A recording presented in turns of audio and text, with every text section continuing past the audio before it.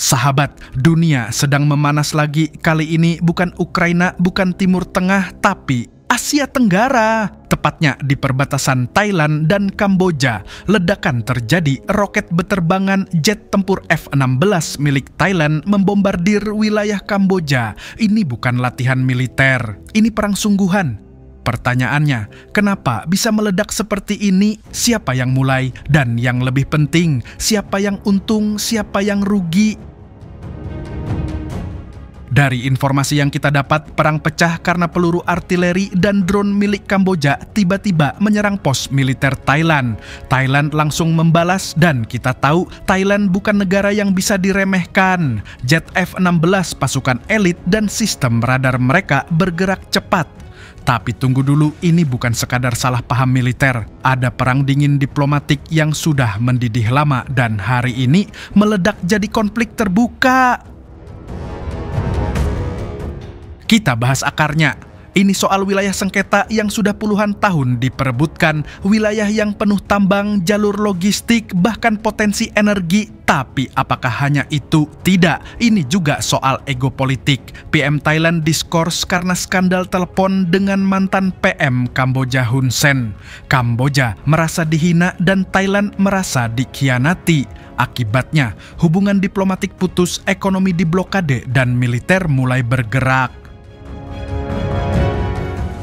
Korban mulai berjatuhan, setidaknya 11 warga sipil Thailand tewas, puluhan desa dievakuasi. Kamboja menyebut ini agresi brutal. Thailand bilang mereka hanya membela diri. Lalu media internasional hanya menonton. Tapi siapa yang bergerak cepat? ASEAN belum, tapi Cina sudah. Ya, Cina mulai pasang badan. Mereka khawatir ini akan mengganggu Belt and Road inisiatif mereka di Asia Tenggara.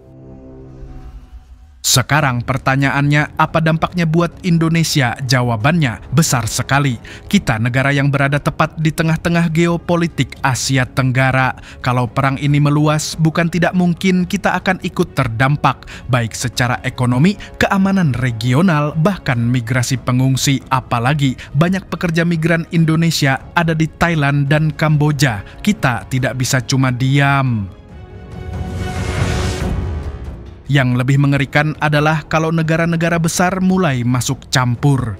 Amerika bisa saja kirim senjata ke Thailand, China bisa kirim penasihat militer ke Kamboja. Maka kawasan ASEAN bisa berubah jadi panggung proxy war seperti yang terjadi di Ukraina. Dan ingat, kalau ini berlarut, maka pasar energi, komoditas, dan pelabuhan Indonesia bisa terguncang.